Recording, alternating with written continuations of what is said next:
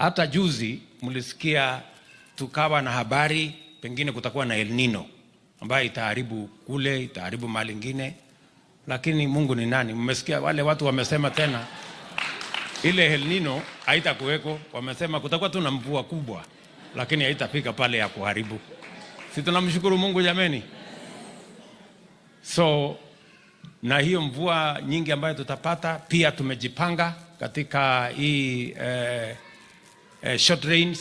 Tumepanga pia wakulima watuzalishie chakula tena, so that we have another harvest by January or February. Before I make the statement, I want to call the Director of Meteorological Department to tell the country what it is, so that then from there we can be able to proceed. Where is the Director?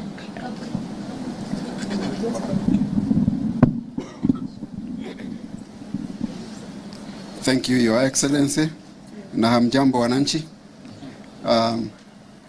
I want to point out that as initially given in the forecast, we have El Nino in this short rain season 2023, and we do apologize for the lack of communication or miscommunication, because that was a big mistake, but we are sorry about that. And moving forward, let's prepare ourselves for the enhanced rainfall as a result of the El Nino phenomenon that we are in at this time. Asanteni. Thank you. I think the matter is settled. El Nino it is. Welcome to this briefing. Yo, what's up everybody? This is Elijah Gishore. Welcome back to my YouTube channel. In case you're new here, tap that subscribe button. But if you're a returning subscriber, thank you so much for joining me.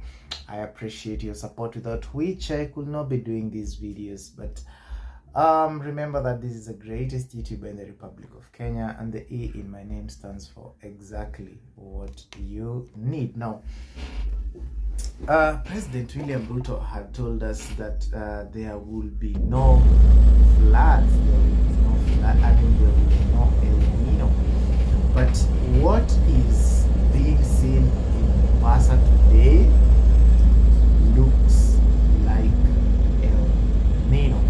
So for the better part of the day today, there has been so much floods in Mombasa. People have been forced to swim. People have been forced to vacate their houses. People have been forced to move. People have been forced to loss of property and things like that. Big guzzlers like Land Cruiser Prado have even been caught or been stuck in the raging floods at Mombasa. So this gives a contradiction, because on the one hand, the president had told us that, you see, the meteorological department has finally declared there will be no El Nino, but there will be higher rainfall, which will not be El Nino.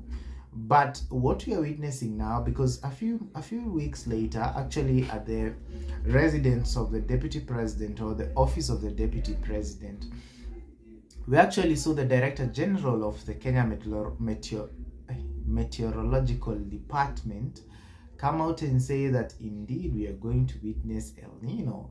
And that is exactly what we are witnessing today in Mombasa. It is such an unfortunate set of events, because one, these people did not expect it. They had already been conditioned that, you see, El Nino will not be there, you know, so they were living their lives. All of a sudden now there's so much water, and according to reports, it has been raining in Mombasa heavily for the last 3 days, and this is what has led to clogging of drainages, and actually water, man, you're seeing water dripping from the walls, dripping from the sockets in the houses. Houses are completely submerged, cars can't move and things like that, and it becomes a very, very sorry, sad state of affairs, where people having to maybe lose property and lose so many things because of the floods. So there are two issues here. One, the accuracy of the meteorological department. First, they say there will be El Nino, then they revoked and said there will be higher, and then they said there will be El Nino. I mean, why is this happening? Why is there a back and forth of the prediction or the forecast, the weather forecast? Because we really expected that it will either be rainfall or lack of it. It will either be El Nino or heavy rainfall. Now we're seeing El Nino and people are not prepared. And sometimes I just wonder and ask myself, it's a lot of suffering when you have your house flooded with water. Just imagine these guys, your bed gets soaked in water. What do you do? Remember, this water comes carrying all the dirt, it comes carrying sewage, it comes carrying all those things, and it is in your house. You can't do anything. Your bed is soaked in water, you can't sleep. Your clothes are soaked, some even moving. What do you do? It's really a sorry. It needs urgent humanitarian assistance, because we are about to witness so many other bad things like diseases, outbreak of cholera, outbreak of all typhoid. Remember, even you don't have clean drinking water now, food is contaminated and things like that. So this is not a joking matter.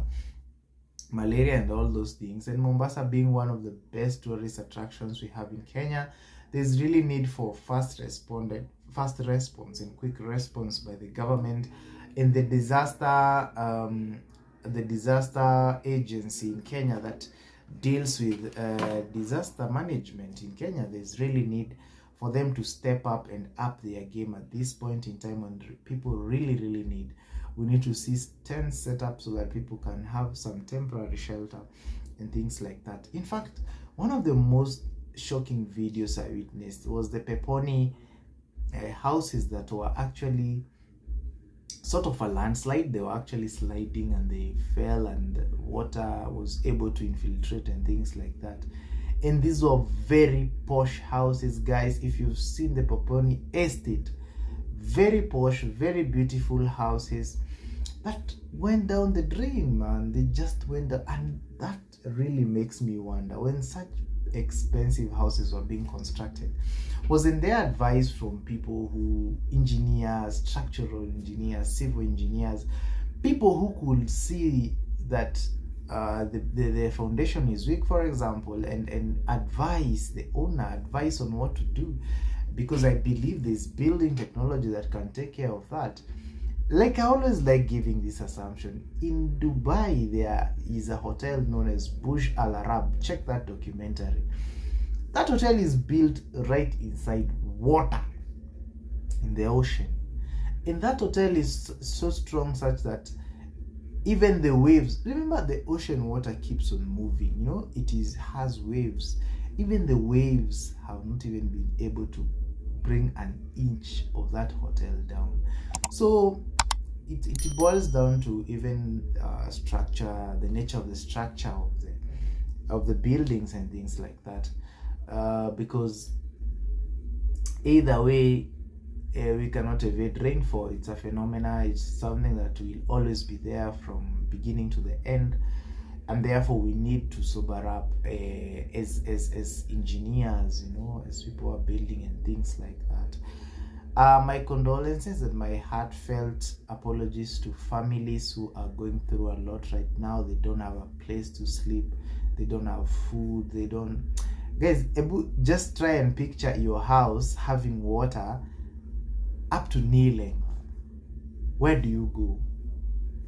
I saw a video of people even climbing on top of the roof just to evade the floods. What do you do on top of a roof? It's at night, it's cold, there's water, you're hungry, you need to freshen up, you need to eat, you need to do all those stuff. And therefore, this is just a clarion call. One thing about Mombasa, the reason why it really floods in Mombasa, Tana Delta, Tana River County, those are places with very, very intense flooding. Garissa, It's because all this water that is being collected in Mount Kenya region and the Rift Valley, it drains into the Indian Ocean. You see, so water is being collected. If you go to your local area, there is a river maybe, and there is water flowing. Have you ever sat down and asked yourself, where is this water going to? For how long and where is it going to? Because right now we have unusual amounts of water. The water is too much. It's too much. So it's moving very, very vigorously and very, very fast. And it is taking all those things along the riverbed. And all this water drains into the Indian Ocean. And therefore, Indian Ocean or the Mombasa place will experience a lot of flooding because there's much water coming. And also it's raining heavily in Mombasa. And that's why you find this kind of flooding. So. But it's just a humble appeal to all humanitarian bodies to move to Mombasa very, very, very, very fast before it becomes another ugly humanitarian crisis that is gonna be difficult for the government to contain. It's better to contain it right now, you know. And yeah, those people who are living in endangered areas, if you're in a position to move, please move. Your life is more important than your house, your property, your land, and all those things. And also to people who buy land, my advice will be, please buy land during the rainy season. Because now I've seen plots that were being subdivided by some land sellers. You know, you'll never see floods during the sunny season. You'll never see the floods. But this is the best time to buy plots, because if a place gets flooded, you're going to see it with your eyes and you're going to avoid that plot of land.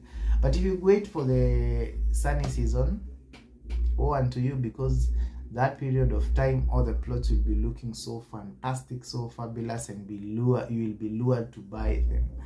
And then when it rains, kinakuramba. Thank you so much, guys, for watching this video. This has been your guy Elijah Gishoro. See you in my next video. In the meantime, adios, and see you in the next one.